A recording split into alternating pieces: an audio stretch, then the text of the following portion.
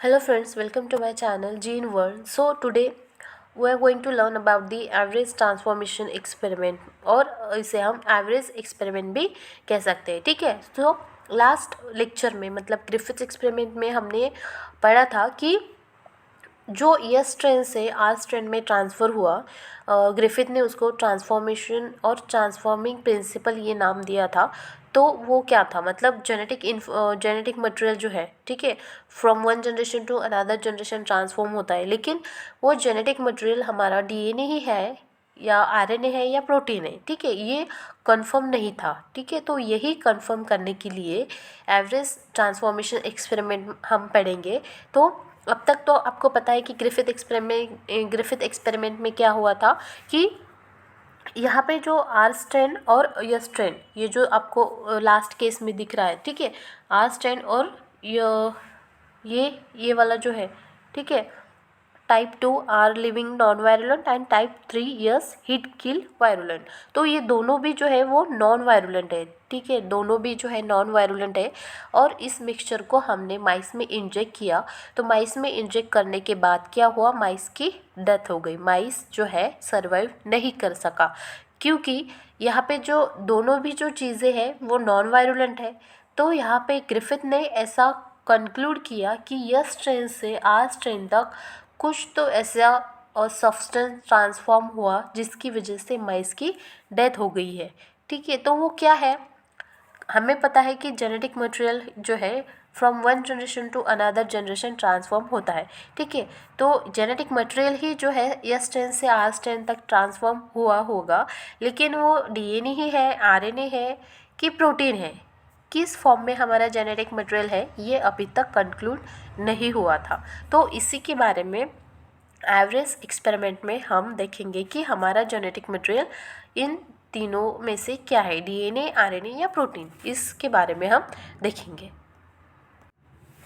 तो in the 1930s and 1940s, American biologist Oswald D. Avery with his colleagues Colin M. McLean and Maclean McCarty, these three scientists tried to identify Griffith's transforming principle by studying the transformation. So what is meant by transformation?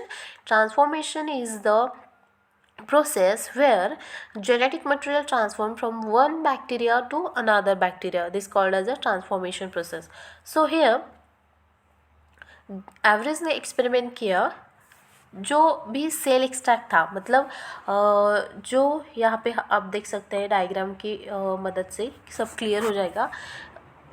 Heat kill S strain extract and live yes strain, ये mixture था last case में जो कि माइस को inject किया था और इसके वजह से माइस की डेथ हो गई थी. ठीक है, तो इस एक्सट्रैक्ट को मतलब यस स्ट्रेन और आर स्ट्रेन को फर्दर फर्स्ट केस में प्रोटीएज से ट्रीट किया था. तो यहाँ पे ये जो एक्सपेरिमेंट है वो कैसे परफॉर्म किया था, ये जो yes strain and live R strain है, तो इसमें प्रोटीएज ऐड किया और फिर प्रोटीएज ऐड करने के बाद अब ये जो मिक्सचर है, ठीक है, अब ये जो मिक्सचर है वो माइस में इंजेक्ट कर लिया. ठीक है, बाय द इंजेक्शन माइस में इंजेक्ट कर दिया और फिर माइस जो है वो डेथ हो गई. माइस की जो है वो डेथ हो गई. माइस की डेथ क्यों हो गई, क्योंकि अगर ये जो प्रोटीन्स, मतलब ये प्रोटीज, ये क्या है, इंजाइम है और ये प्रोटीज इंजाइम्स प्रोटीन्स को डिग्रेड कर देती है.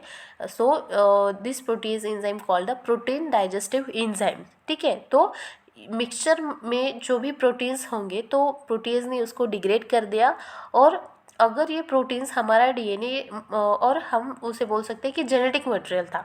ठीक है, अगर प्रोटीन्स हमारा जेनेटिक मटेरियल होता तो माइस जो है वो सर्वाइव कर सकता था, क्योंकि अगर वो जेनेटिक मटेरियल होता तो जेनेटिक मटेरियल को तो हमने डिग्रेड कर दिया है, माइस अब क्या होता, सर्वाइव कर लेता. ठीक है, लेकिन प्रोटीन्स हमारा जेनेटिक मटेरियल नहीं है, इसलिए प्रोटीन्स हमारा जेनेटिक मटेरियल नहीं है, इसीलिए माइस की डेथ हो गई. मतलब प्रोटीन्स भी हमारा जेनेटिक मटेरियल नहीं है. और सेकेंड केस में यहाँ पे इस S strain extract plus live R strain को आरएनए से ट्रीट किया.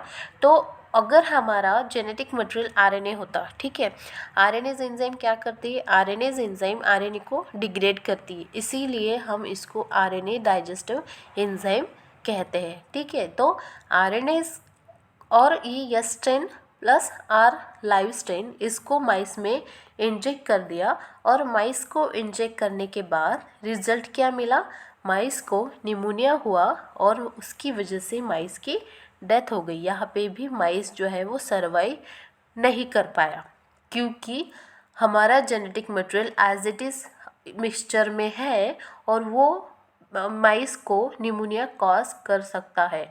RNA अगर हमारा जेनेटिक मटेरियल होता तो RNA को तो हमने डिग्रेड कर लिया था, तो RNA को डिग्रेड करने के बाद माइस को निमोनिया नहीं हो सकता था, मतलब RNA भी हमारा ट्रांसफॉर्मिंग प्रिंसिपल नहीं है। तो अब बचा क्या, अब बचा DNA। तो यहाँ पे हमने DNA ऐड किया। ठीक है, DNA से ट्रीट किया। तो DNA क्या है, DNA is the DNA degrading enzyme और DNA डाइजेस्टिव एंजाइम। तो यहाँ पे क्या होगा, मिक्सचर में जो भी DNA होता है, ठीक है, मतलब मिक्सचर में जितने भी DNA होते हैं तो उस DNA को डिग्रेड करते ही दिस एंजाइम्स, मतलब ये जो एंजाइम है DNA ये सब DNA को डिग्रेड कर देती है। तो मिक्सचर में अब DNA नहीं रहे, ठीक है, मिक्सचर में अब DNA नहीं रहे, DNA डिग्रेड हो गए और फिर इस मिक्सचर को हमने माइस में इंजेक्ट कर दिया तो माइस जो है वो सर्वाइव हो गया। ठीक है, माइस जो है वो सर्वाइव हो गया, माइस की डेथ नहीं हुई। क्यों नहीं हुई, तो यहाँ पे हमें ये कंक्लूजन मिला, हमें यहाँ पे ये रिज़ल्ट मिला कि हमारा DNA ही जेनेटिक मटेरियल है जो कि यह स्ट्रेन से आर स्ट्रेन में ट्रांसफॉर्म हुआ है, जिसको ग्रिफिथ ने ट्रांसफॉर्मिंग प्रिंसिपल ये नाम दिया था। वही ट्रांसफॉर्मिंग प्रिंसिपल हमारा DNA ही है। तो जेनेटिक मटेरियल हमारा DNA ही है, इस एवरेज एक्सपेरिमेंट में कंक्लूड हुआ था। बट ये जो एवरेज और उसके कलीग्स थे उसका उनका जो वर्क था, मतलब यहाँ तक तो हमें पता चला कि DNA ही हमारा जेनेटिक मटेरियल है जो कि जनरेशन टू जनरेशन ट्रांसफॉर्म होता है। यहाँ पे यस ट्रेंस से आर स्ट्रेन तक ट्रांसफॉर्म हुआ है और इसकी वजह से माइस की डेथ हो गई थी। तो ये तो कंक्लूड हुआ है कि DNA ही जेनेटिक मटेरियल है। लेकिन कुछ साइंटिस्ट थे उस टाइम के कि उन्हें ये जो मेथड है एवरेज की वो ज़्यादा कन्वीनियंट नहीं लगी, मतलब वो कन्विंस नहीं हुए इस मेथड से, मतलब उनको ज़्यादा भरोसा नहीं हुआ कि इस एक्सपेरिमेंट से जो भी रिज़ल्ट आया है वो सही है या नहीं। तो इसी वजह से एवरेज एक्सपेरिमेंट को ज़्यादा इम्पोर्टेंस नहीं मिला। तो इसके बाद फाइनल जो एक्सपेरिमेंट है हर्शे एंड चेस का, तो हर्शे एंड चेस का इम्पोर्टेंट एक्सपेरिमेंट माना जाता है जिसमें DNA ही हमारा जेनेटिक मटेरियल है ये प्रूव हुआ था। तो अगले लेक्चर में, मतलब हमारा अगला जो लेक्चर आएगा तो उसमें हम हर्शे एंड चेस का एक्सपेरिमेंट है डिटेल में हम पढ़ेंगे। तो वो जो एक्सपेरिमेंट में है, तो वो एक्सपेरिमेंट किस बारे में है, वो एक्सपेरिमेंट में हमें क्लियरली ये पता चलता है कि DNA ही हमारा जेनेटिक मटेरियल है।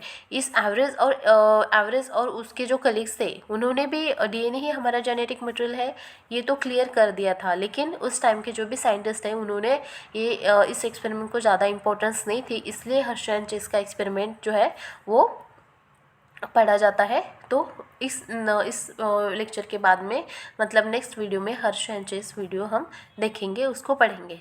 ठीक है, थैंक यू।